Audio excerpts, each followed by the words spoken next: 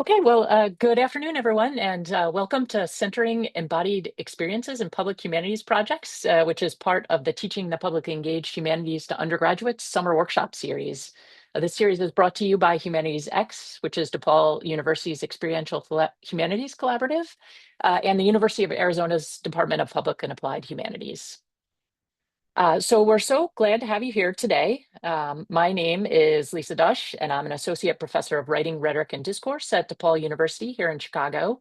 Also the faculty director of HumanitiesX. Together with my colleague Amanda Loudermilk, who is the HumanitiesX coordinator, I'm excited to have everyone together today to hear from 5 fabulous speakers. We have Jane Baxter from DePaul University, Ina Kelleher from Contra Costa College, Bridget Delaney Hall from Mystic Seaport Museum, Megan Mize from Old Dominion University, and Allison Litzenmeyer, also from Old Dominion University. Next slide, please. So here's our run of show today. We're going to have 2 presentations followed by a short Q&A. Those will be kind of thematically linked. Then we'll have another 2 presentations with another pause for Q&As, and then we'll have a workshop activity that lets everybody who's attended today have a chance to talk through some of the ideas that we heard together in the context of their own work. Next slide, please. So just by way of introduction, I want to give a few words about HumanitiesX, which is an initiative here at DePaul, which is funded by our College of Liberal Arts and Social Sciences and the Mellon Foundation. We run a fellowship program that recruits an annual cohort of faculty, community partners, and students who work in small teams to develop new community-engaged humanities courses focused on today's most pressing challenges. So each new HumanitiesX course also has students work collaboratively on a Public Humanities project, which might be a public exhibit, an oral history collection, or an interactive community event. Students at DePaul can take these courses for major, minor, elective, or experiential learning credit. The workshop series that we are doing today began last summer, and it's going to continue for 2 more years. It was imagined as a space for college and university educators who are teaching the public humanities or who are curious to do so to learn and connect. This year, in line with the reciprocal collaboration between faculty and community partners that's at the heart of HumanitiesX, we've broadened our scope to include also a community practitioner among our presenters at each workshop session. So in our July workshop, we were joined by Erin Bell from the Gerber Hart LGBTQ+ Library and Archives here in Chicago. And today we have Bridget Delaney Hall from the Mystic Seaport Museum.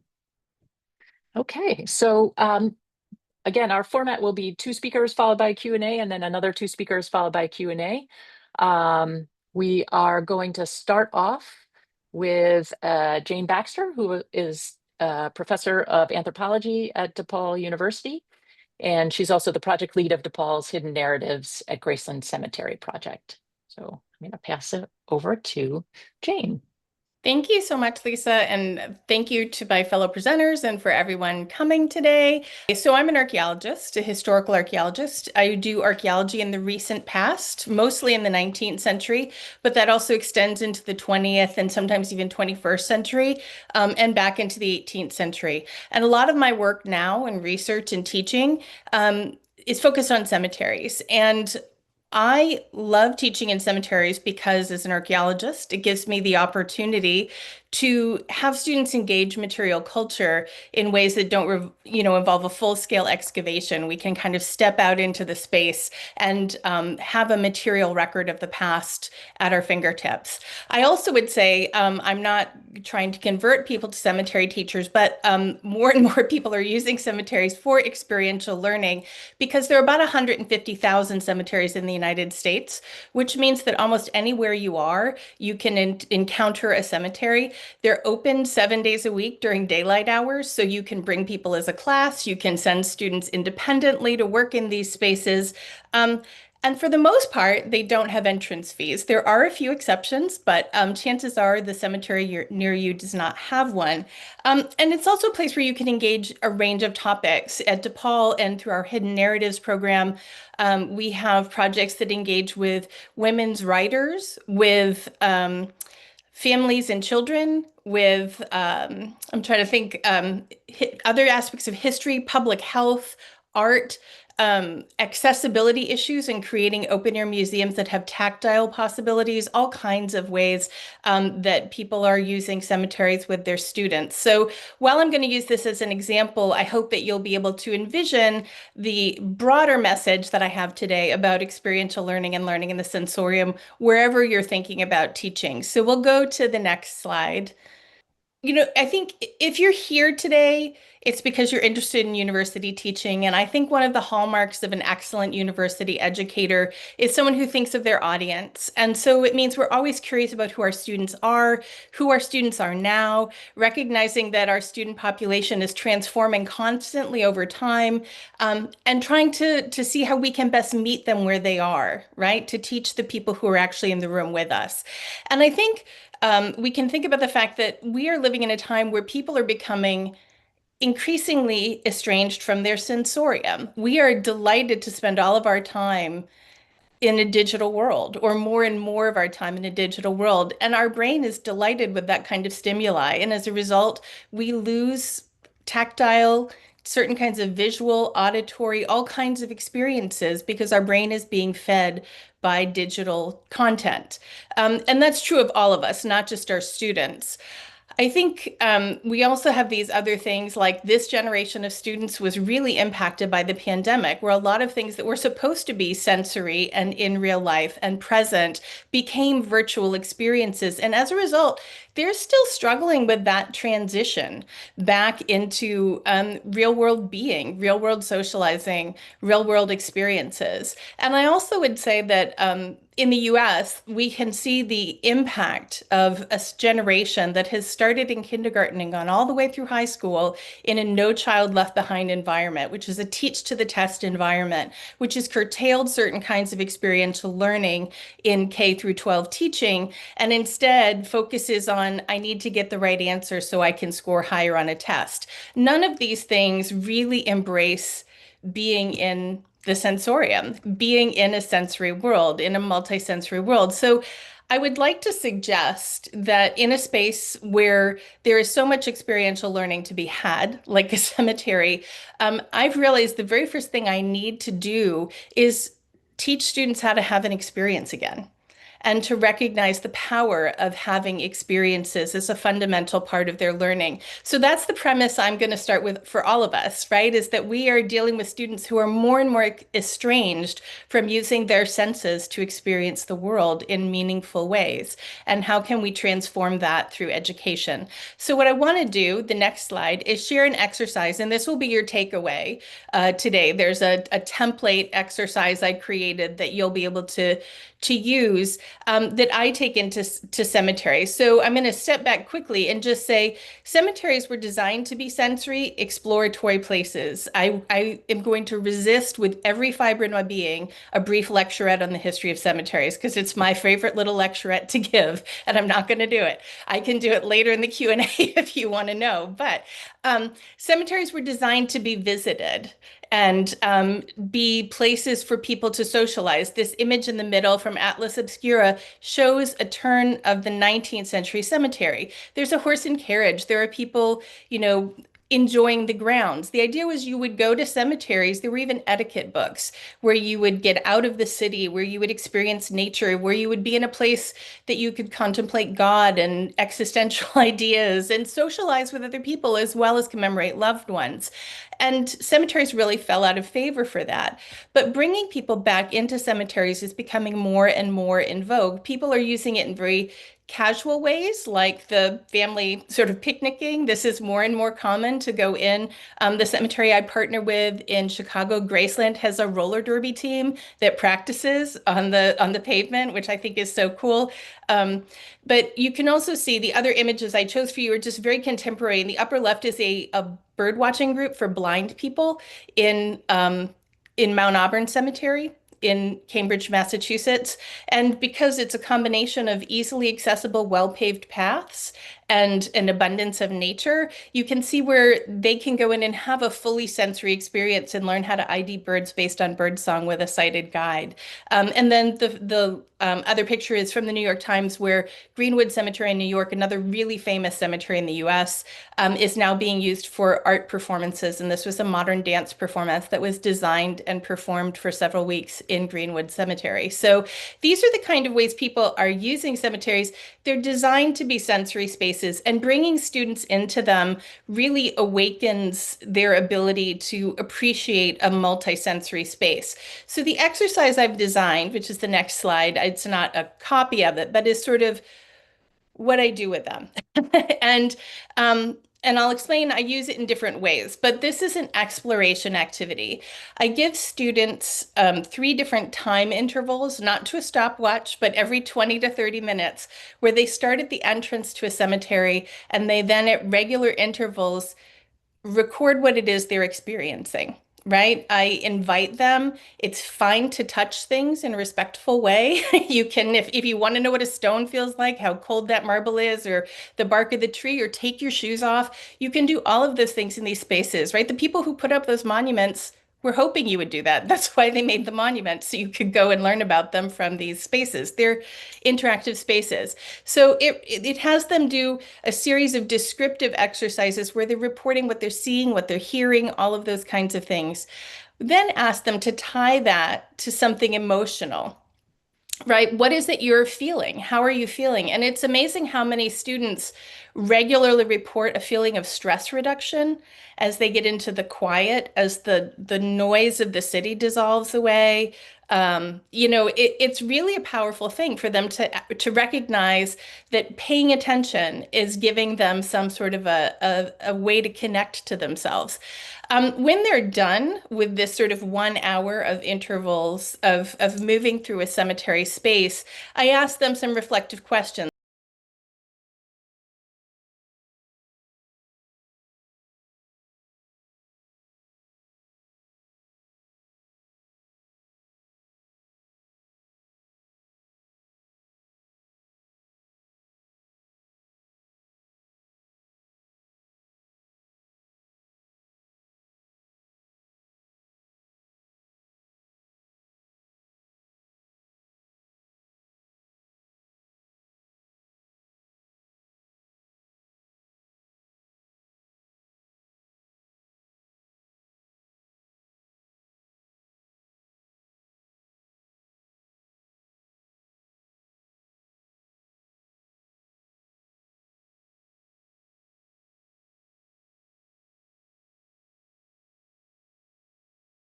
In 2 different classes. So I teach with this exercise in a 100 level course for first year freshmen. We have a program at DePaul called the Chicago Quarter, where students have a themed course that takes them throughout different neighborhoods in the city to learn aspects of the city of Chicago. And then they learn about, how to use public transportation and sort of, get to know their classmates in different kinds of ways through going through these experiential exercises together. In that course, I take my students the very first day, and they're expecting to get a lecture, they're expecting to do readings, they're expected to do all of this abstract learning, and I don't. We just go and we go to the cemetery, and I hand them these exercises and say, see you in an hour and a half. And they're terrified and they're nervous the first day, and they go out and they do it. The only thing I give them as a preparation is I have a safety lecture that I give, because these are spaces where things could go wrong. You don't want to be a half a mile into a cemetery alone with a broken ankle. You want to have sort of different things in place, and also etiquette, sort of what is permissible and not permissive, giving them a chance to explore in ways that they can feel comfortable knowing they're doing the right thing, they're not going to be offending anybody, and knowing where the boundaries are. Um, the next week in that class, I have them listen to a lecture on the history of cemeteries, that little lecturette I did not veer into, and um, and in a much more broad form. And they read a core article from the 70s, which freaks them out. But it is the article that was the scholarly definition of a rural cemetery in America.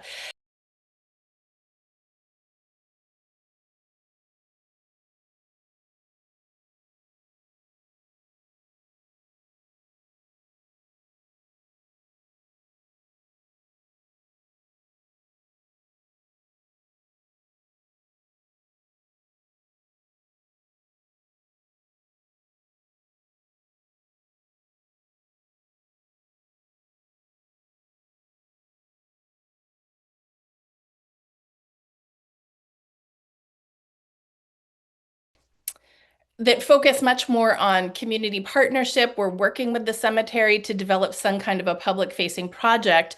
We go in the first couple of weeks, but they've got all the background they need on the project. So I'm not helping them to engage with the idea that experiential learning is possible.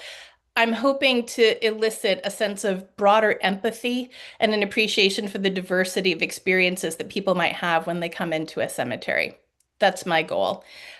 So it's a very different kind of preparation, but there's a very similar experience with different outcomes. And I want to talk a little bit about the two main outcomes before I end my presentation. So if we could go to the next slide, please, Amanda. So on the one hand, I would say that sensory experiences, taking students away from the digital and bringing them into the sensorium, allows us to help them bring emotions to the forefront, to realize how they feel about things through an actual experience, but through that emotional experience, also to realize some of the beliefs they might have, the ideas they might have that they weren't even aware of when they were coming into a space. So realizing that they found a cemetery scary and creepy in the middle of the day with lots of people around was maybe a revelation, and breaking down those feelings and maybe being able to transform them is something you need to be able to do in place. So I think that fully embodied experiences that are guided with some reflection can really bring these kinds of personal revelations about. And I think, as we know,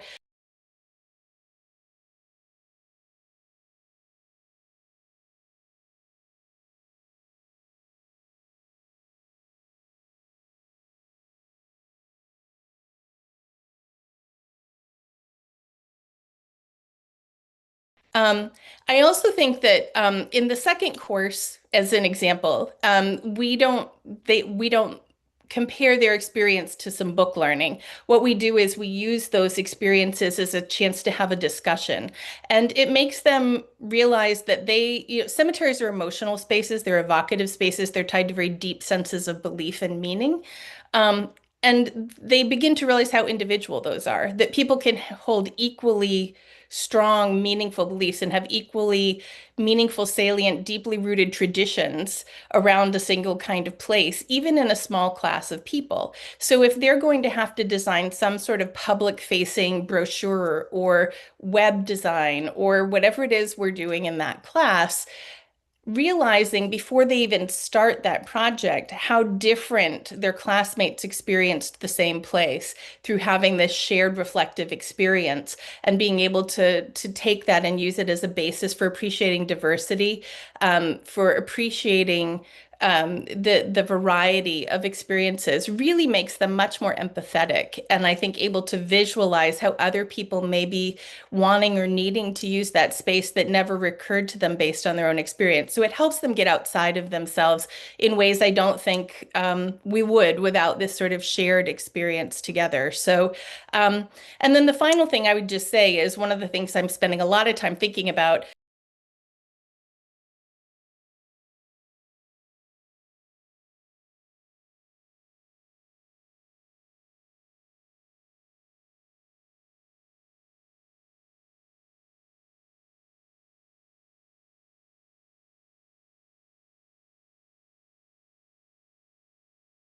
And to let you know where the photos came from, since I didn't clutter up the slides with acknowledgments. But I think I stayed within my time. I did. Look at me, right on the money. And I look forward to your questions in as this workshop progresses. Terrific. Thanks so much, Jane. That was excellent. Okay, so our next speaker is Ina Keller from Contra Costa College. So Ina, I'll pass it off to you. All right. Thanks everyone for being here, and thank you so much, Jane, for that informative presentation. I would love to take these courses. How incredible. So just in the way of brief introduction, I'm a professor of humanities and philosophy at Contra Costa College in San Pablo, California, which is a 2-year institution community college. My PhD is from Berkeley, and my degree is in ethnic studies and gender and women's studies. My background is my research was primarily around ethnographies of grief, that centered a critique of race, gender, and justice. My more performative or drama-based background is rooted in techniques of the urban bushwomen, the Meisner technique training, Albany Park Theater Company, which is local to you all at DePaul, Theater of the Oppressed practitioners from South America, but also here based in the Bay Area, and Moment Work by Tectonic Theater Company. Next slide. So today I'm going to be talking about my Humanities 120 students who had a lot of faith in me and were courageous enough to go out on a limb and try this ethnographic monologue project with me this past spring. And I had great aspirations for this project. What I wanted was for students who I similarly, as Jane pointed out, noticed high levels of disengagement, certainly a sort of addiction to their screens and devices. I had high hopes of finding a way to bring them into the classroom to do embodied work, but also have them engage in meaningful ways with their surrounding community and the campus community, which remains to this day a mostly online campus. And I was dead set on trying to bring life to this space. And the results were mixed, and I'm going to talk about that today. Next slide, please. The primary goal of this class was to support students in learning some basic tenets of ethnographic research methods. So field note observations, going out into the community. Some students did not feel comfortable doing that for reasons that I'll explain later. So doing observations on campus, and then conducting interviews, in-depth, semi-structured interviews with members of their families, members of the community, and then taking that data and beginning the process of interpreting both the verbal and nonverbal kind of communication, and then embodying and ultimately performing these as monologues. So some of the core goals and intentions of this project was to obviously give them some confidence in how to conduct ethnographic observations and interviews while developing trusting relationships with community participants, engage them in a rigorous analysis of this data. So actually seeing storytelling and people sharing who they are and where they come from as important pieces of data. But I think what I found to be extremely important and core to this project was this intentional ensemble making process that we developed through trust, building games, restorative justice circles, writing, and storytelling. As others have mentioned, this generation of students were devastated by the pandemic. The majority of my students have not and will not graduate having been in physical classrooms with other students. It was a fight to get this class to be in person because there is always that tension with administration between having just numbers like butts and seats versus the kind of longer term goal of bringing life to the campus. Our ultimate goal was this performance of these dramatic monologues that mirror the lived experiences of the communities represented in the ensemble. Something that was very core to our project was "Nothing about us without us," which is a slogan taken from the disability rights movement. Unfortunately, there's long histories of anthropology and ethnography specifically being very exploitative and having problematic dynamics between the native and the objective scientist. And we worked hard to undo and unsettle those legacies. Next slide, please. What I found in doing this work was that context was key in creating this sort of embodied work. And questions we kept coming back to was, what stories do our bodies tell? How are our bodies regarded within the spaces and time they inhabit? And how do we feel in our bodies? These are questions that we'd come to every week in our sort of introductory circle. Next slide. And I want to share some of the most common responses I would get. Students describe their bodies as just there, I guess. So a lot of ambivalence. I really don't know. So it was sort of an inability to even tap into that sort of somatic awareness of the body. I feel tense, like I forgot to lock the door. So again, a kind of insecurity. It's like danger was sort of imminent. nothing's happening. I just like done, sort of, just like a sort of internalized sense of deadness, tired, hella tired, and awkward. So this discomfort. So moving into this project where I wanted students to sort of embody the stories of the community members, interviews who they collected, we were up against a lot. There were a lot of sort of somatic and embodied closed offness and disassociation. Next slide, please. And so I turned to the work of Judith Herman, whose canonical work, Trauma and Recovery, is a study of patients who have survived trauma. And an important quote that helped shape my work in this project was, "In the absence of strong political movements for human rights, the active process of bearing witness inevitably gives way to the active process of forgetting. Repression, disassociation, and denial are phenomena of social as well as individual consciousness." So what that quote really helped me understand is that, oh, this dissociation that I'm noticing in my students' bodies is directly linked to the political climate in which they're inhabiting. So this was spring of 2025. The Trump administration was in full swing at that point in our semester, and it had huge impacts given the student population. So there are approximately 6,000 students at Contra Costa, and 25 are enrolled full-time. So the majority of our students are part-time and who work full-time jobs, have families, et cetera, and who commute to campus. 85% of students are from low-income households, and 1 in 5 students will experience homelessness this coming year. More than 1,000 students requested housing, food, transportation, and other basic need resources just in the spring of 2025. Next slide, please. Contra Costa is a Hispanic serving institution with almost 5,000 students who identify as Latinx, a little over 1,300 who identify as Asian, and a little bit over almost 1,200 African American students. 20% of our students identify as LGBTQI+, and within the whole community college system in California, there are over 72,000 undocumented students enrolled. So our community is a targeted one that was feeling fear, uncertainty, and persecution during this time. Next slide. Because these interviews were done within the community, both on our campus and in the surrounding town, it's important to also note the context of the space that we were in. So San Pablo is only 2.65 square miles, population about 32,000. The majority of residents are Latino and foreign born. About 14% of residents live below the poverty line.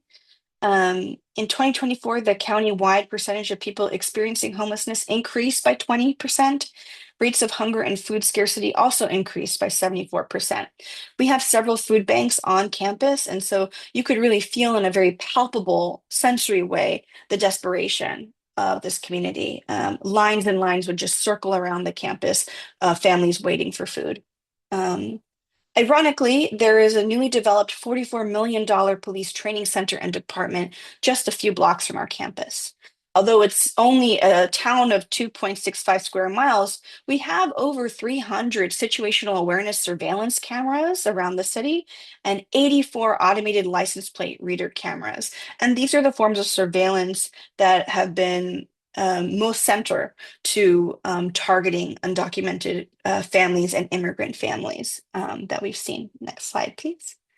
So what we find here is a community that is over-surveilled and underserved. And here are some images of the surveillance cameras that are used in public spaces. There's also a picture of Hope Dixon, who runs our food pantry that many students rely on to get food day to day. Next slide. So we have this culture of being surveilled, underserved, and ultimately unseen, meaning the interiority of students is not being recognized. As I said, the majority of classes are still asynchronous and online, and 45% of students drop out at least one class mid-semester their first year. Nearly 70% of students drop out after their first year. 75 students do not complete their 2-year degrees and graduate within 8 years of matriculating.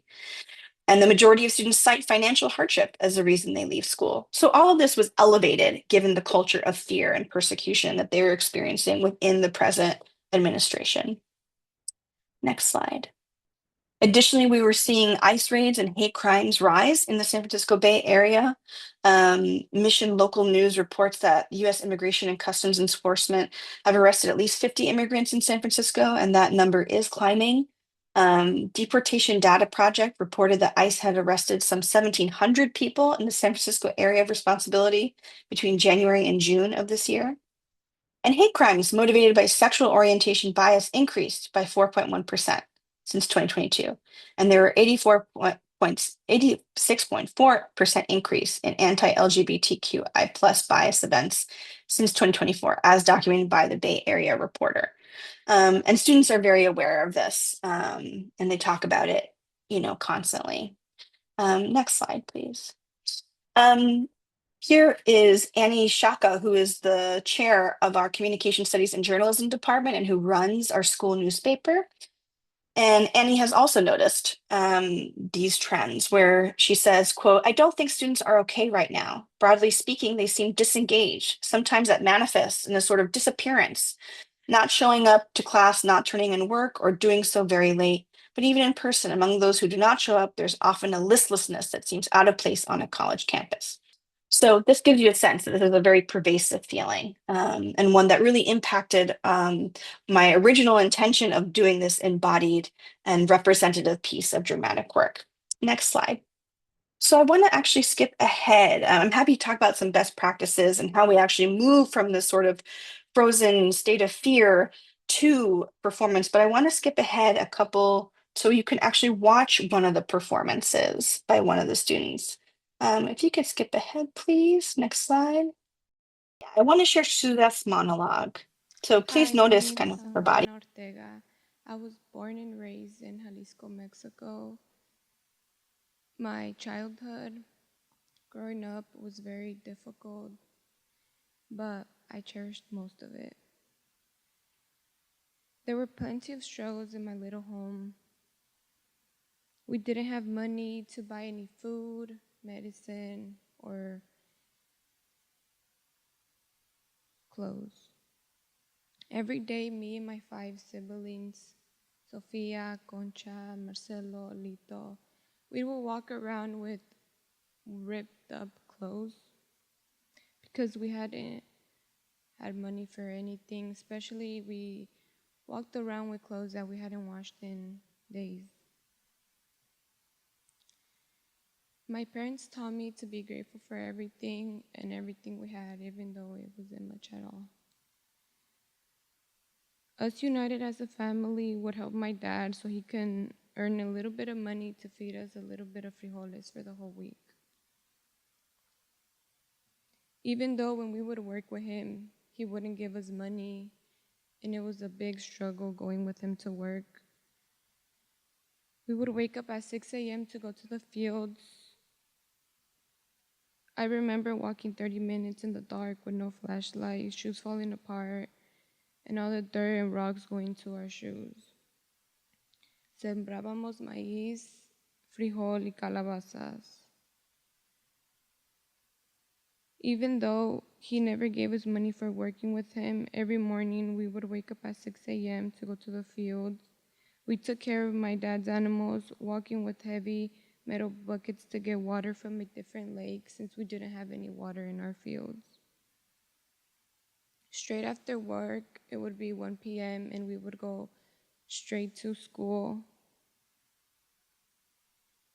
with the same clothes, no resting in between. I only had the opportunity to go to school until the 6th grade because after we would have to pay for education, and we most definitely didn't have money to pay for that, which was very sad for me because the only distraction and free time we had was going to school so we could hang out with our friends that my dad didn't let us see outside of school. Now I ask myself, why don't kids these days like going to school? I loved school so much, the fresh breeze, walking into my classes, seeing my friends during lunch was just so exciting to me. Over time, I realized that school was very different back then. Now education in schools seems so optional for students to attend, and most kids don't have that passion of attending class. Having this childhood taught me to never give up because, well, look at me now. My family and kids are so loved by me, and they'll never have to experience anything that I went through. Thank you for listening to my story. Okay, thank you. That was my student Suzette. Because of our time constraints, I'd like to go to the final slide. So we'll skip this video. So in conclusion, you can hear in Suzette's performance, she was very afraid. It was very difficult for her to do that performance. But I think even in her wavering voice, in the trepidation that she expressed, it's an incredible act of bravery. And she had shared to me privately how powerful it was to she had never actually known where her mother had come from. It was something a childhood that was so traumatic, she rarely heard about it, and that it was very impactful for her to hear her mother's story. What I learned from this process was that presence must be prioritized over preparation. That what I was really doing was modeling how to be together. I encouraged play at every opportunity. We would spend the majority of classes playing games, and that embodiment is a process impacted by political climate. Although these students may have their final performances may, from a theater practitioner's point of view, have seemed frozen or quiet, or muted expressions of embodiment, they do speak volumes about this political moment and its very lived and felt impacts on communities. And yeah, I encourage everyone to attend to these expressions of embodiment, no matter how quiet or dissociated they may at first appear. Thank you so much. Okay, so folks who are attending, we had our first few talks, and so we want to leave a little space for some questions that you might have for Ina and Jane before moving on to our final two presentations. Well, I can share a comment and maybe a question to both of you. I really enjoyed both of your case studies, and they were very, very powerful. I'm curious to know more about any kind of, Jane, this question is more for you, any kind of ethical challenges or experiences of problems with etiquette in the cemetery in terms of of people feeling like they were in cross purposes there. And a question that I have for Ina is about the power of listening to each other's stories, if that was really super important part of the class as well. So those are two questions, and I see there's some others in the chat too. Yeah, if you want, I can go first. I've been talking. I'll give her another minute to rest her vote, of course, before she jumps in. The ethical considerations change in both courses in many ways, but particularly in terms of working across purposes for this space, I would say, I mean, one of the things that even the class that I'm hoping to have the most naive, uninformed experience, right? Like the safety and the etiquette are the two things I put forward. But one of the things that talking about knowing your audience with cemeteries, the majority, or I would say the majority of students that I've had teaching this class over the past 10 years in different iterations still have 4 grandparents. They've never been to a cemetery for a memorial event. It's an exceptional student who has had that experience now. I mean, when, even, my generation, we didn't go to college having all our grandparents. That wasn't typical. So I think that part of it is thinking about what fills the void. If you haven't had actual experiences in these places and gone through the ritual processes of mourning and grieving that take you to a cemetery, what is it that fills that space? And we can think about the incredible market now in paranormal videos and shows and everything that fills a lot of cemetery space. So the sort of oogity boogity scary space kind of thing. And also horror films, like those are their places of reference. And also they're just places you don't go, right? There's a taboo of cemeteries that is actually, interestingly, the pendulum is shifting, but there is this sort of still sort of a lot of people just see cemeteries as places they're there, but you don't go. And part of that transformation is to explain to them the historical intention, that nobody takes the time and spends a ton of money on a headstone to write down all kinds of information because their family needs to know it. They're doing it so that people who don't know them know it, and it's a chance to communicate, and that they were anticipating visitors. And even if you don't know somebody, to go and wonder about somebody's life is actually a really beautiful gift to give another human being.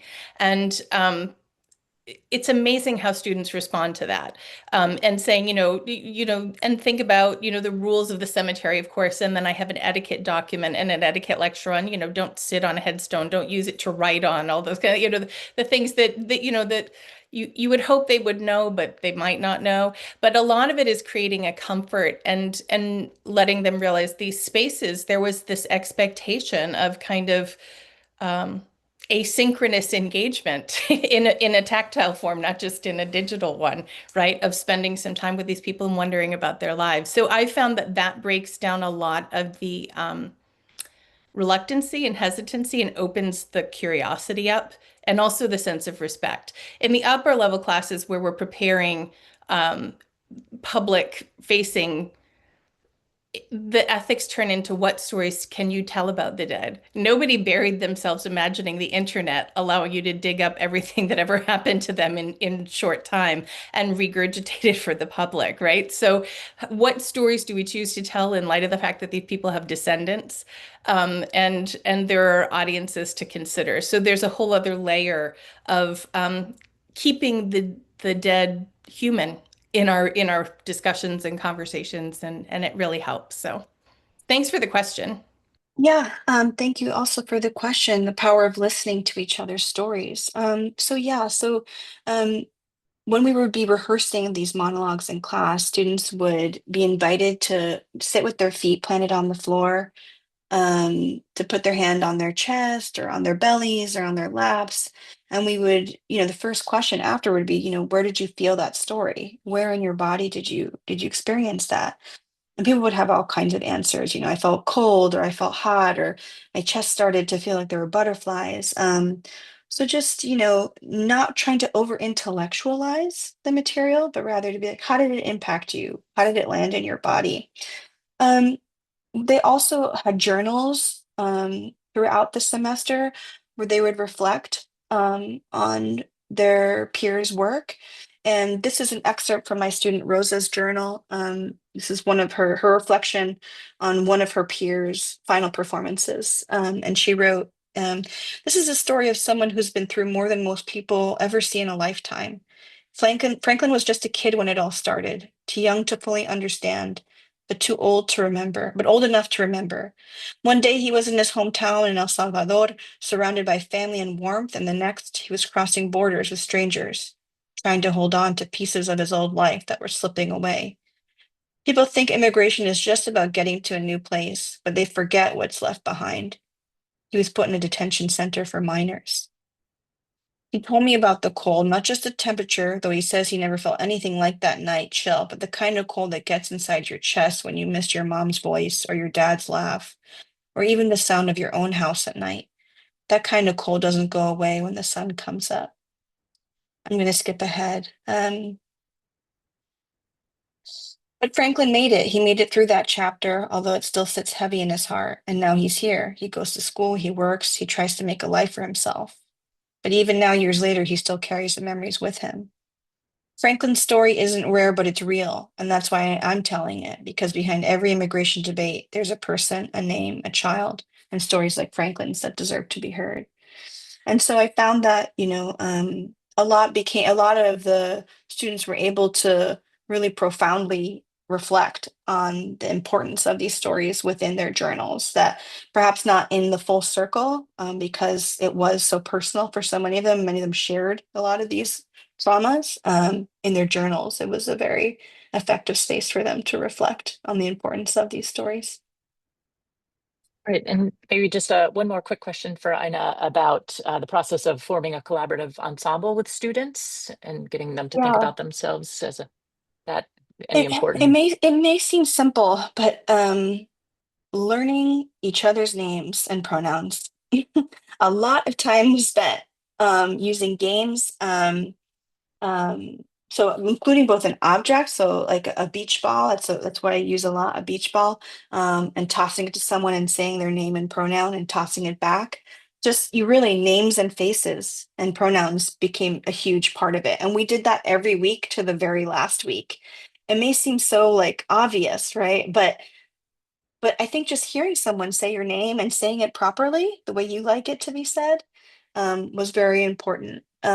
Similarly, I would say games from Theater of the Oppressed that work with power dynamics. So for example, I would definitely recommend doing a lot of mirroring games. So find the pair students together based on approximate height and have them.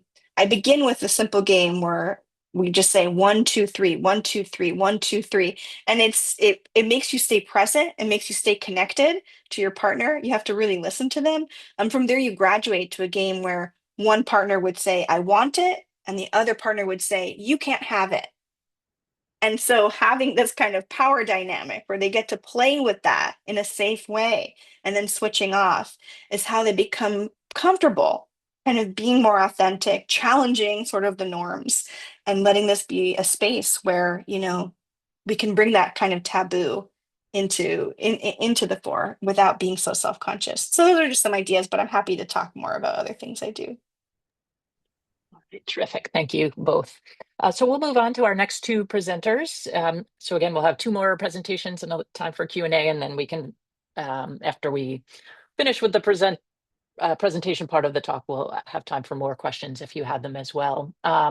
So we're going to move on to our community practitioner, Bridget Delaney Hall from the Mystic Seaport Museum. Both Bridget and Megan and Allison, our next two presenters, will talk to us about the context of public humanities and embodied experiences in internships or study away experiences. So there is a common thread running through these two talks. So Bridget, I'll pass it on to you. Awesome. Hello. Thank you so much. And it's so wonderful to be here today with all y'all. And thank you to the folks who have spoken, the folks who will speak. It's really wonderful to get to hear from all these different perspectives and ideas. I'm so enthused to be part of this panel. So I just want to start out by saying thank you. So my name is Bridget Delaney Hall. I'm the community practitioner for today's panel. And I'm going to be talking, like Lisa said, about embodied public humanities learning inside cultural heritage and cultural humanities institutions and learning in the museum. So we can go to the next slide, please. So it's great to meet you. I'm the Associate Curator of Maritime Social History at Mystic Seaport Museum. So I work with all of our front-facing, visitor-facing teams to integrate people stories and social history and social humanist stories into the work that we do at our museum.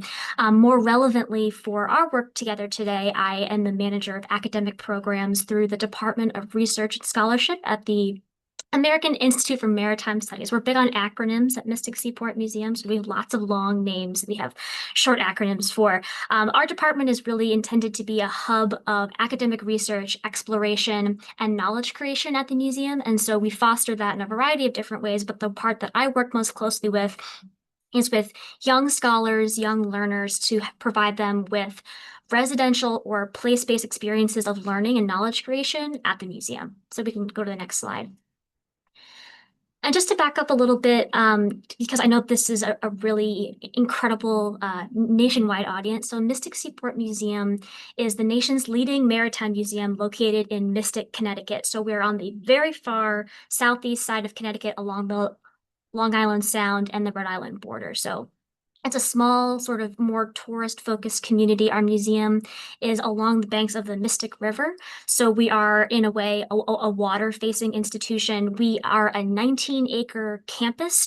We have a a very heavy history focus, but we really are a maritime museum encompassing a much wider variety of interdisciplinary marine studies. So when you come to our campus, when visitors come to our campus, they can experience more traditional museum forward gallery exhibits. We have a large historic seaport village that has living history components and active trade demonstrations. We also have a working historic preservation shipyard that does active restoration of wooden historic vessels. And we are of a large learning department that encompasses our collections, curatorial, and our education departments called the American Institute for Maritime Studies. So in this way, we have operated for just about 100 years.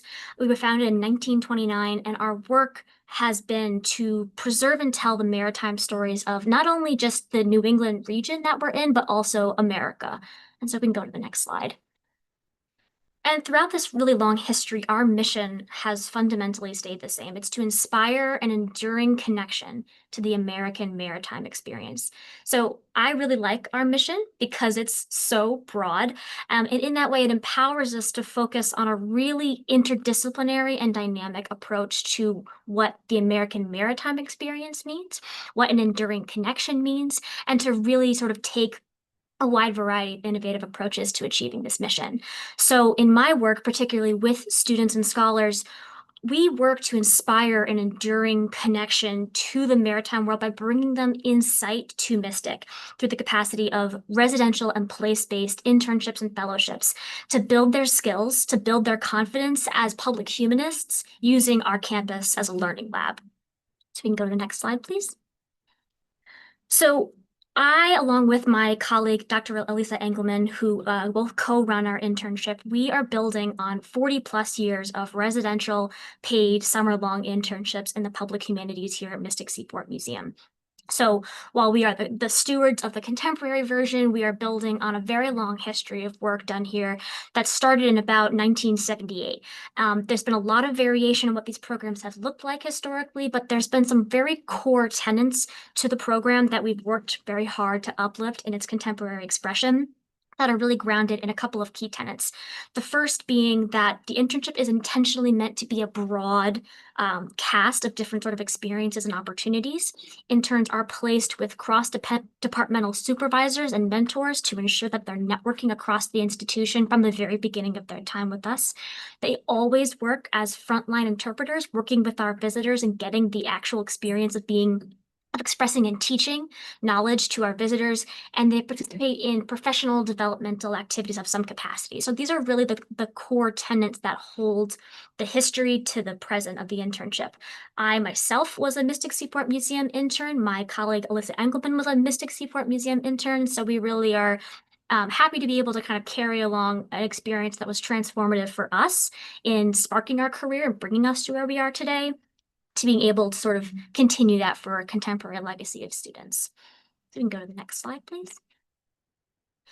And so what I'm really here to talk about today is this idea of learning in the museum. So often when our students come to us thinking of an internship, they're really thinking of a professional training exercise. There's obviously the pop culture implications of, you're an intern, you're just going to be getting coffee, you're going to be making copies. And so sometimes that's the perception that our students come to us with, is that it's going to be more of a pre-professional experience, but we're really envisioning it as a public humanities learning experience in situ in the museum.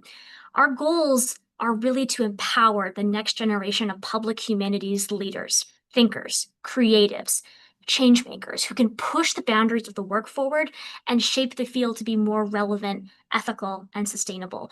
And we know that we can't do this through sort of a small sort of static experience, maybe in one department, or really focusing on certain skills. We really have to center it around individualized experiential learning at our museum and across the region to help sort of embed these lessons and these perspectives in the students as they move through the program. So the first sort of core tenet of this learning ideology that we embrace here at the museum is our museum studies seminar. So we can go to the next slide. And this is really a traditional learning environment in a non-traditional setting. So we have a bi-weekly seminar-style class with all of our interns to discuss emergent topics and best practices in the public humanities. And this is structured kind of similarly to a seminar-style upper-level undergraduate or graduate-level class. Students engage in reading. We come together, we have discussion, we talk about case studies, we have guided discussions. So it's a very sort of familiar traditional academic structure. The takeaway that I brought to our conversation today lists out, among other things, a suggested reading list for our seminar for the past couple of weeks. So we're having these in classroom style conversations, but we're also on the grounds of a museum. So we can pair the theoretical discussion with the hands-on learning that we're doing on site, both here at the museum and out on field trips, which we'll talk about in a little bit. So the picture that I have here in front of us today is a picture from one of our recent seminars. We're in the 10th week of our 10-week internship. So our interns are just wrapping up, but this year the sort of meta theme of our time together was thinking about the semi-quincentennial, or the 250th anniversary of the signing of the Declaration of Independence. So we're exploring this through a public humanities lens, particularly through the themes brought up by the American Association of State and Local History, that we're really not just thinking about the revolutionary period, but more about 250 years of American history from that time and what the field could look like in the next 250 years. So they're much more inclusive, broad themes, but we're discussing them through the lens of museums and memory, through the lens of contemporary collecting, through the lens of sort of progressive educational, indigenized educational frameworks to understand how the field can change. And we're having these conversations in the classroom, but then can go out and do actual case studies on our grounds. And one example that I'd want to talk about is we're thinking a little bit about the power of place, which is one of the key themes of this sort of conversation around the semi-quincentennial, and how cultural institutions shape and reflect places. We talk about that, we have some readings, but then we actually went out onto our campus and we did an exercise where we asked the students to walk through what stories are actually represented on our physical landscape, on the river, on our land. Have them have that perception, talk to staff who can sort of contextualize why decisions are made in a certain way, why things are shaped in a particular angle, and what potential there is for change. And then to apply the lessons that we talked about in our theoretical conversation to the actual case study of our land. So it's a really interesting mechanism of having traditional discussion and theoretical based conversation, but being able to have the practical case study application in live time with practitioners deeply embedded into the practice that we're doing as a collective. We can go to the next slide. So the second pillar outside of the museum study seminar is field seminars. So field seminars, field trips, interchangeable. And we can go to the next slide. So we, as Mystic Seaport Museum, we recognize that we are just doing public humanities in one way. We have an approach, we have a practice. We really intentionally work to set up interns with a wide variety of staff and departments across the museum. But really, at the end of the day, we are just one institution. And it's very important that the students recognize that learning happens in all kinds of different ways, and there are multiple different approaches, either on the individual level, on the practitioner level, on the systems level, in the institutions and type of work that's being done. So we take the students out on 7 site-specific trips all across Southeastern New England to meet with practitioners in their field to get a better understanding of the public humanities field in Southeastern New England. And we do this not only so that they understand the diversity of what public humanities work is in practice, in expression, but also to expand their understanding of the maritime world. We are a maritime museum, and a lot of internship projects focused on that maritime context. And so being on site in New Bedford, Massachusetts, in Providence, Rhode Island, in Mystic, Connecticut, seeing how in this region water really connects us rather than separates us, that tangible connection of sitting and looking at the bay, looking at the river, looking at the harbor, makes those connections much more transparent and understandable for the students to understand the world that we're trying to contextualize at the museum and in their projects. It's also really important to us that we're jumpstarting their networks because, as I'm sure we all know, the public humanities field is incredibly close and interconnected. And so it's important that they understand and meet different people to be able to start that kind of cross-departmental work and cross institutional work that we all love and really learn a lot from the very beginning of their career. We can go to the next slide. And so the final pillar of learning that I want to talk about is this idea of using the museum as the learning lab. We can go to the next slide. So I've talked about this a little bit, but we really would look at our museum as a learning lab for the students. Throughout the summer, they're encouraged to put their learning to practice. We talk about interpretive techniques. They are on the grounds interpreting to visitors 1.5 days a week, putting those ideas into practice. We ask them to learn about interpreting historic trades and maintaining a continuous connection of historical craft work from past to present. They go and they become blacksmiths and coopers and carvers and learn how to actually do that, have that sensory experience, to understand what it's like to teach and preserve that skill.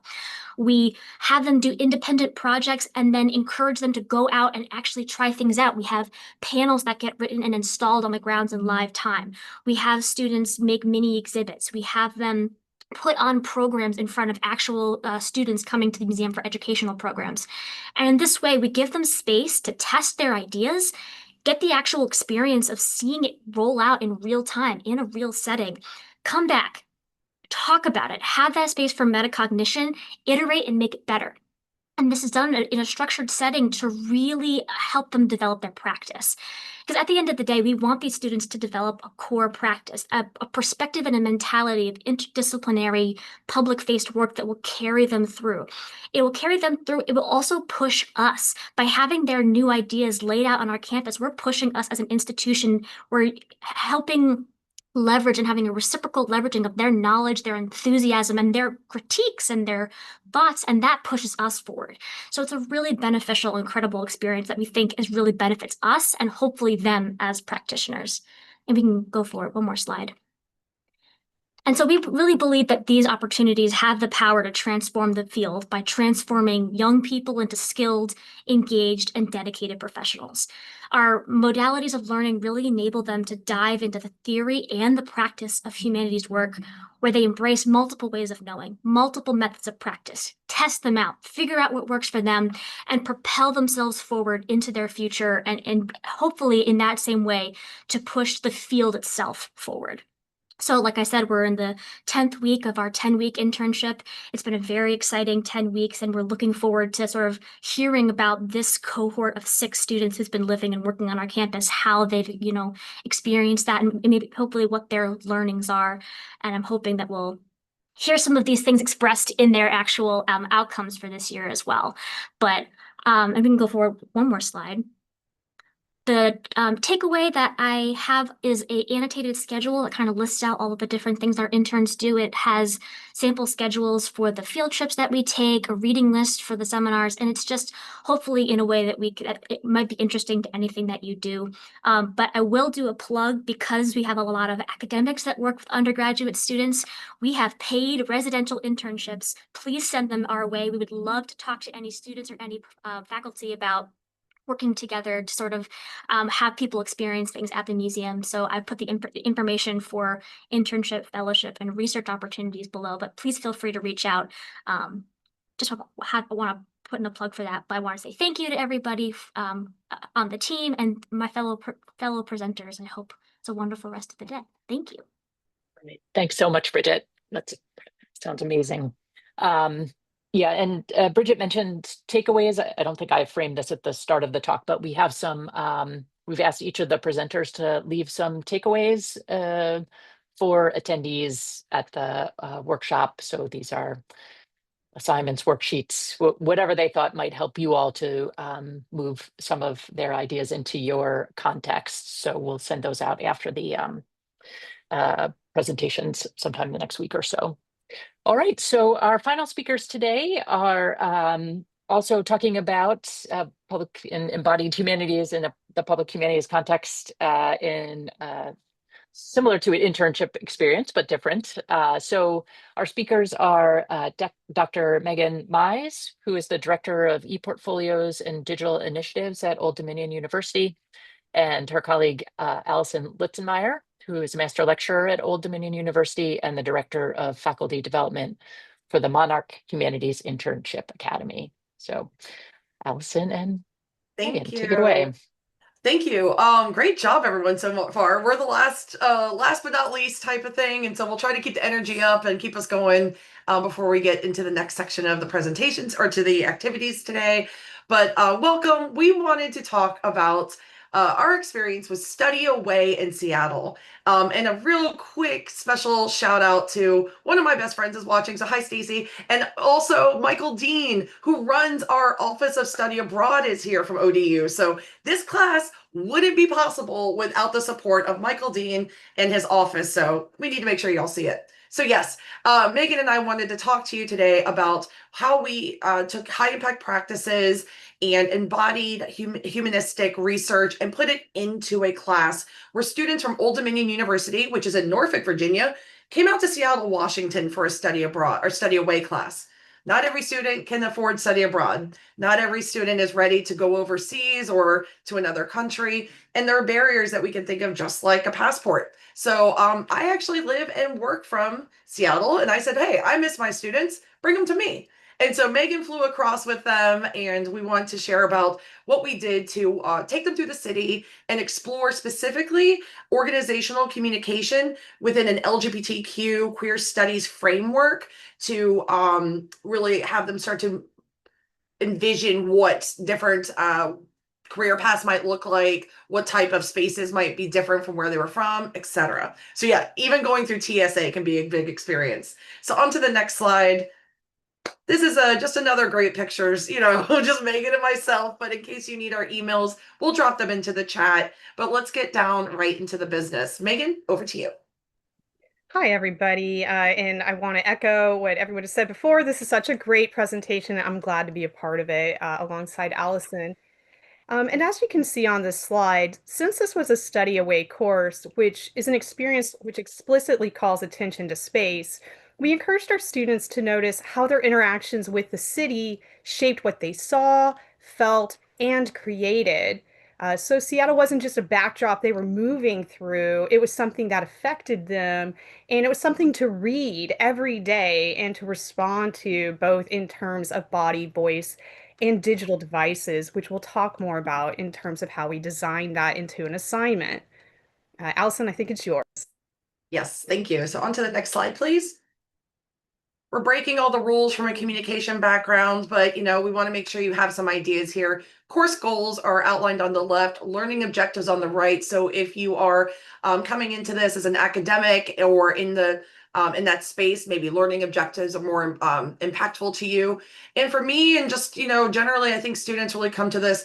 What were the course goals here? We really wanted students to understand how organizational culture includes or excludes LGBTQ lives and relationships and how it is acknowledged. There's some great research in work-based communication about, what's the policy and can we even use it if it exists? We wanted to apply queer theory to lived spaces and structures. We wanted to go into that sensory model. So when this opportunity came up to speak with HumanitiesX, we're like, this is exactly what we did. We had audio recordings, visual mapping, ambient sound, photo documentation. So this space, in particular in the Pacific Northwest, leans to a lot of these sensory experiences within a big city. And then we wanted to engage with embodied experience as this overall experience throughout the week that they were here. So as a little bit of framework to the course, this is a semester-long class with a week of travel. So we prepare, we'll go through some assignments here in a little while.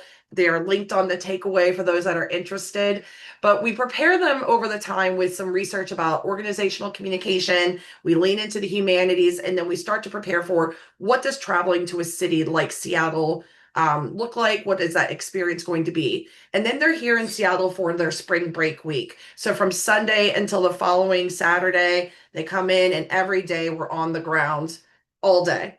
And so there's a lot of preparation, and then that's really that immersive experience.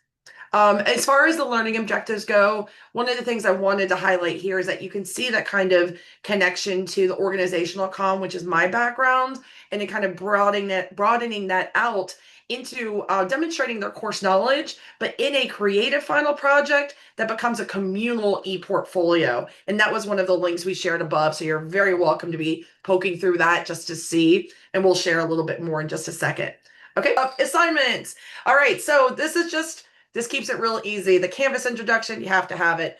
Bios and Wix sign up. This is why tapping in my colleague here, Megan, was just so important because her office does e-portfolio and digital initiatives. So it was really nice to have a partner in crime to help prepare and do all of this so I could be focused on content and she could be focused on some of that technical support at the start. And then we could both lean into being present with them and guiding them through their experiences. We did have pre-Zoom meetings and post-Zoom meetings. To a couple other points that we've heard today, we have a large online population of students at ODU, and it was really important to me as an online instructor that the course that I designed and created could be available to students from anywhere. So they didn't have to be on-campus students in Norfolk. That's fantastic. But they could be students that we have that are in Northern Virginia, international, maybe up in New York State. And so we wanted them to be able to travel in from wherever they may be and be able to participate.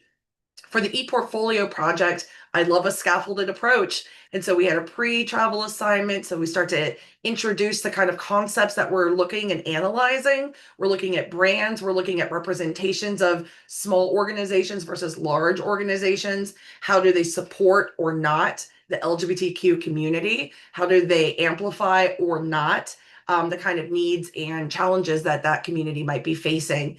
And then we finish up in that collaborative final project and reflection, which really asks them to take the senses, take the sounds, take the vision or take the visuals, take the photos, the videos, and then come back and go, what was that experience like while studying this? So we're hitting this from a couple different angles here and then walking them through opportunities for reflection on the ground while we're going. So Megan might be off to the side having a conversation with two students, and I might be over here organizing us to get on a bus, and then we flip, and she's, getting us sat at the restaurant, and I'm saying, okay, well, that was really impactful what we just saw at the Wing Luke Museum, a Asia Pacific History museum here in town, and we could just be having these conversations throughout the day in a really organic, authentic way to encourage that on-site reflection. Thank you. Okay, next over. This became our co-creation of that final project. And so the more formal write-up here is that we wanted them to think about the collective over the individual. This is really important for the types of places we were in, especially in the Seattle Chinatown International District, as we learned about the communities here, and as we learned about the LGBTQ experience in the Pacific Northwest, in the spaces we went there with. There's an AIDS memorial walk that we went through, and we went with two different regional scholars to talk about the history and impact of LGBTQ advocacy and work that happens in the city and still continues to happen here. And we wanted this space to be something that celebrates that diversity and amplifies their voices as the students. So they're not just reading about the scholarship and listening, but becoming these emerging scholars that we want them to be thinking about this kind of critical component of what might promote a deeper understanding of these experiences. And then our next slide here, back over to you, Megan. Thank you. Yes, thank you, Allison. So as Allison rightly set up, we wanted to have the students move beyond simply reading theory, but to experience it, to live it, to see their role in it, to feel it in their bodies as they walked around. Although we often joke that our next group is going to need to do some cardio beforehand because Seattle wrecked them with its hills. The 40-somethings were doing just fine, y'all. But also to hear it. What is this soundscape? How is it impacting the way you're able to or not able to listen to the tour guide while there is a protest happening 10 yards away? And to see how it's unfolding in real time in real spaces. And if you'd advance the slide, please. And just as important, as they're experiencing it, how do we invite them to capture that experience? How do we get them to collaborate around their shared experience of these places that are informed by their individual perspectives and journeys, and also shaped by the discourse community that they're creating?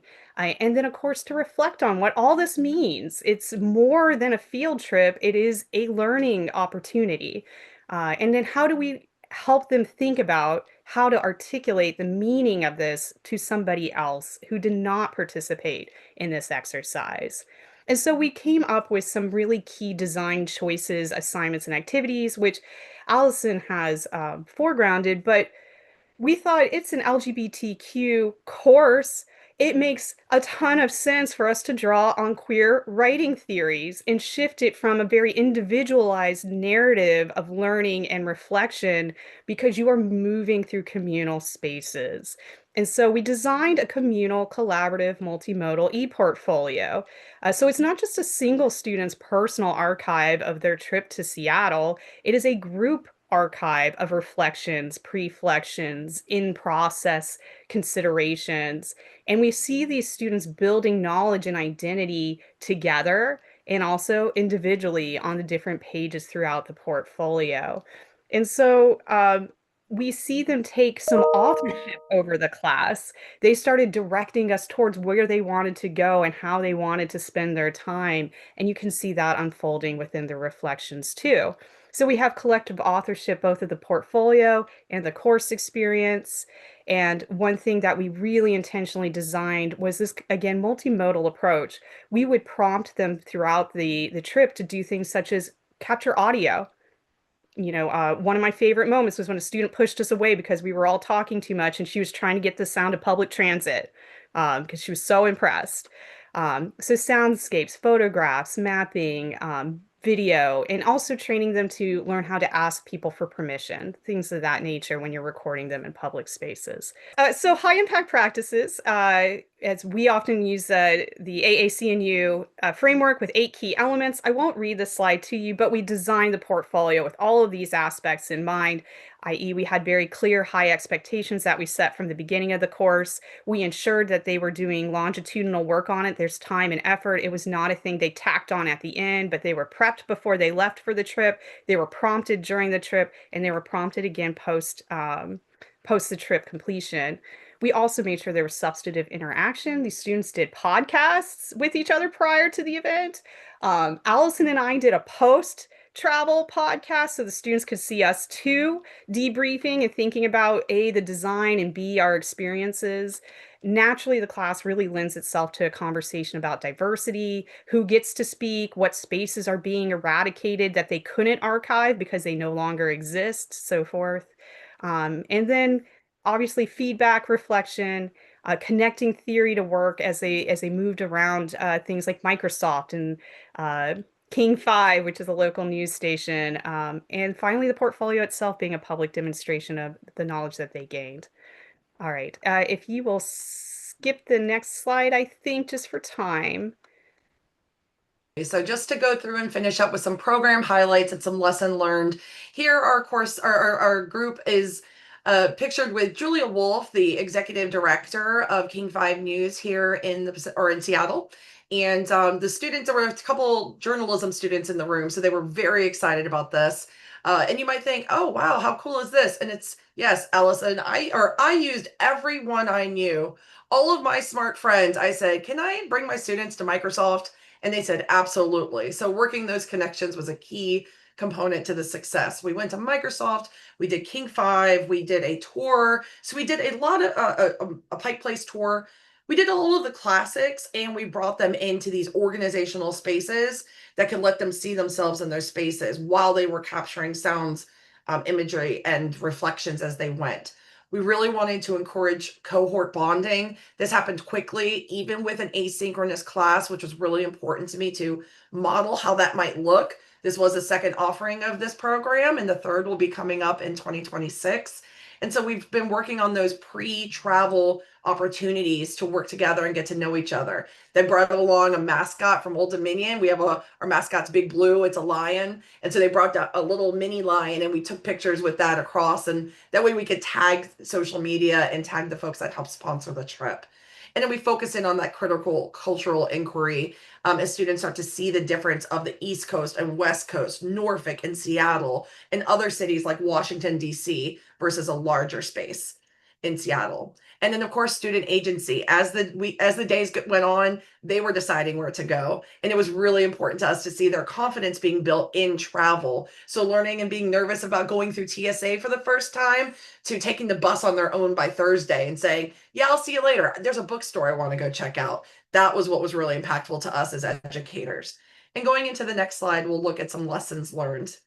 One thing that Megan and I joke about is don't go alone, take a friend. So invite a co-facilitator, bring someone in that can help with that, because it's a lot to wrangle up a whole cohort of students. I can't imagine how parents do it. So we were just thinking, wow, this is really more impactful to have someone on site to support, and that non-lead faculty member can help students document. So while I'm explaining what the vision might be, Megan can be going beside and going, hey, let me show you what it looks like on my phone. Oh, I'm working with someone who needs some help with their Orca card to get on the bus. Great. We still have another person there. And by default, Megan became the aunt of the trip and became the cool aunt that they all ask questions of her of what should we do tonight, versus me where they're like, what is our assignment and when is it due?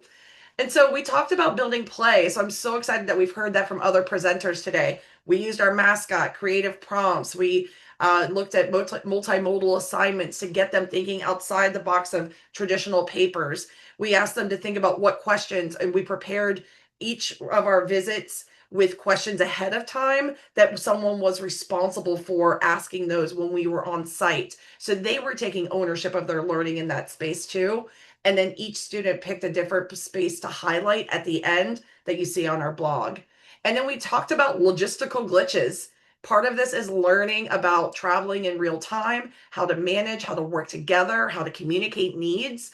And so that was something that we could talk about: adaptability, resilience building, and certainly humanity, and building the humanity of sharing space with people from all different places, and learning about different situations that cities deal with, like our unhoused population, and how do we both support, respect the spaces that we're sharing, and be mindful of our surroundings for safety concerns.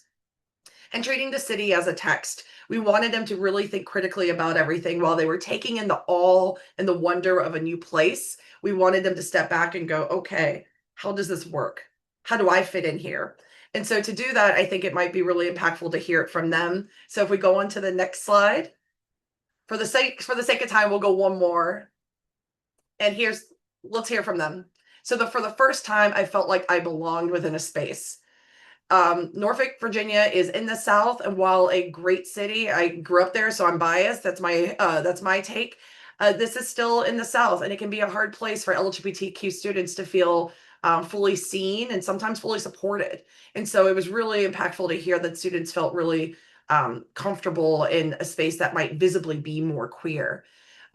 Seeing all the value placed upon queer history and landmarks made me realize I should pay more attention and place more value upon the cultural history around me, and appreciate the people that work so hard to share and preserve it. So I was really excited to hear them starting to take ownership of their role in that process, both identifying themselves in a group or not, whether it's part of the group or an ally or just an observer, but then looking at how do we move through these spaces. And then the final one here, which is really impactful to us, I'll focus in on the bold. I gained the reminder to place value in the queer community around me, the history, the present, the landmarks, and the people. I had never traveled by myself. I think that learning that I am capable of doing so really unlocked a new sort of resolve in me to travel where I want and to experience and learn new things. It could not be more what we hope for as an educator, and then to step back and also achieve other goals of the course. Phenomenal. So we have more information on our website about how the class works. The takeaway has the specifics of the assignments that you are welcome to share and utilize and reinterpret for yourself. And we are available to talk with you if you ever want to talk about how this works. So thank you for listening. Thank you for your time. And thanks to inviting us to the HumanitiesX presentation today. This is such a phenomenal roundup of folks. So thank you so much. Terrific. Thank you, Allison, Megan. Okay, so we have a couple of minutes here for some questions directly related to Bridget and Allison and Megan's presentations. So I'll pass it to the audience to see if we have some questions to get started with. I'll ask a real quick one while people get their thoughts together. Allison and Megan, I'm wondering, did people work on their portfolios like through the entire class, or was it after the experience was over? Great question. Yes, we started early. So within the first 2 weeks, we're like, hey, let's get you set up. We provided a template for those that might need it. And then we had on there, you'll see each of them have their own special space. So in that first, there was that pre-assignment was also getting used to the technology. So they were going, okay, I'm going to go in and do my pre-assignment here. I'm in that space. And so many of them may already have their own personal website. So we were just kind of welcoming them into this communal space, which is a great question. So it wasn't done all at once. Yes. Yeah, Megan, one of the best things a student said was, you could just do this all summer. And I thought, I'm glad it looked that easy. I actually had questions for each presenter or group of presenters, if that's okay. So one of them for Megan and Allison, my question was about the technology. You talk about them sort of, creating a collective project at the end, but independently doing all this recording. Did you steer them to particular apps to create their content, or did you just deal with all of that at the back end to coordinate and get it into a thing? So I'd like to hear about that. And then Bridget, I was actually wondering about the reflective elements of the project that you run, because your project, I was so excited. I went to Mystic Seaport as a kid and I was like, I would have done that internship if I had known. That's so cool. But what sort of the reflective elements that go along with all that doing in the internship, I'd love to hear a little bit more about. So I'll drop those out. I can jump in. Bridget, would you like to go first, just since you were last there? Okay. So for tech on our end, we kind of go with what's easiest. It's, I think Megan always says we're tech agnostic in some ways. So what, if they have an Apple or Google, whichever, but then we had it prepped for Google folders ahead of time. So we talked about where to drop things, and we have reminders each day of go ahead and drop your pictures in, drop your recordings in. And so we just kind of archived as we went. And then when we came back, everyone had access to those folders by day. And then I could go in as the instructor and curate, all right, here's some top pictures of the day. Here's what I'm looking at. And that way we could also talk about ownership and, crediting who was doing which photography, who was doing which sound. So they could start to also see that they got credit for that, in the sense of that being represented on the website, and talking about accessibility and during those conversations, and while we captured information, or as we captured media throughout the week. Megan, how can you, I know you want to add to it. I do. Yeah, so one thing I always stress to folks when they start moving into any kind of portfolio or digitally born, project like this, is that we determined apps based on, to Allison's point, the broadest accessibility, what's available on, Apple and, Android, etc. So we try to give them guidelines, and we give them instructions that are, again, prepped before we hit the ground running. The tech is addressed before they get there. They should not be learning tech on the fly, right?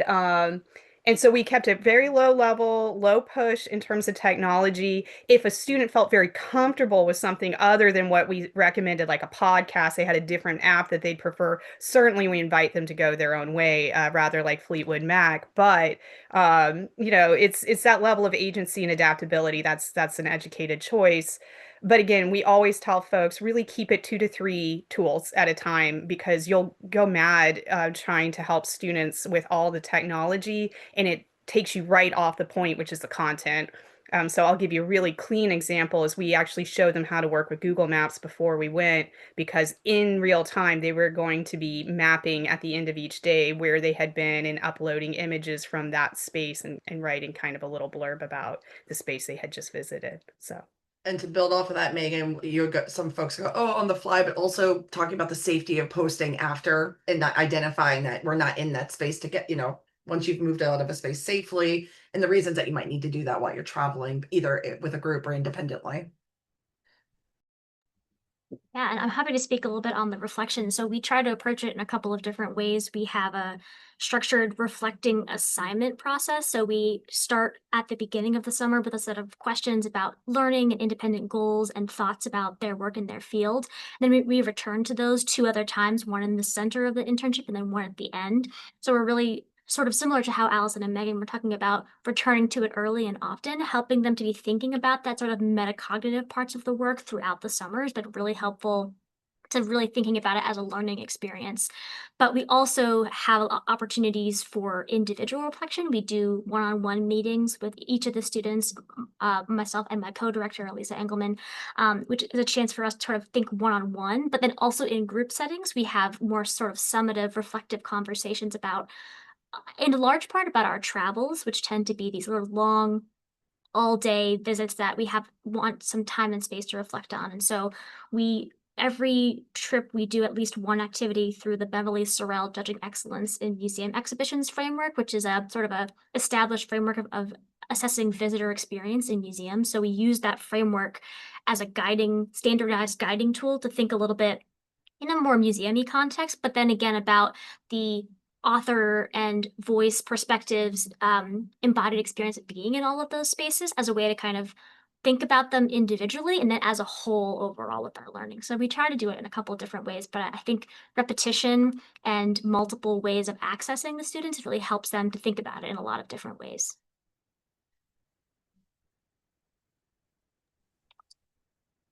Thanks, everybody. Any other questions for our second set of speakers here?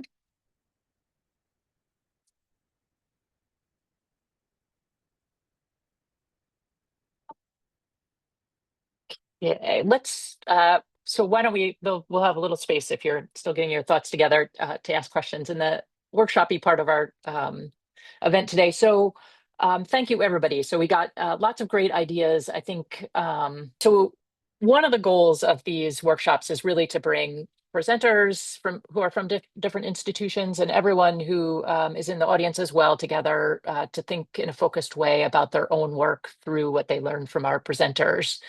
So we heard a bit about how starting a course off with an embodied experience and reflections about that experience can be a powerful way to ground students in their own experiences. We heard about how embodying others' stories can be a powerful way to learn. And we talked about being on site at cultural organizations and applying theory in the spaces where these theories are being enacted to kind of interpret and critique, and about how to use theoretical frameworks and documentation along the way during classes or study away or internships, presumably will work for all of them, to create a collaborative portfolio of what your learning has been in an experience.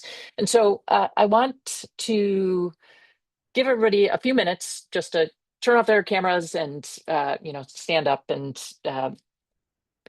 drink a little water, whatever you have to do, and just to think about, if you haven't had a moment to think about the prompt that we shared through email yesterday, which is, how do these ideas make you think about your own courses, your own projects, your own situations, and what might you incorporate to integrate these embodied experiences into your own work? So we're at 1:40 now. If we can maybe just take like 3 minutes, we'll come back at 1:43. Those of you who have to go at this point, it's a natural drop-off point. That's totally fine. And then we'll just all come together I think we'll probably just work in one breakout room. And we'll just give an opportunity for folks to share some ideas, ask some questions of our presenters, kind of talk things out and let us know about your own contexts and how these ideas might align with your own work. So everybody take a quick break and we'll see you back at 1:43.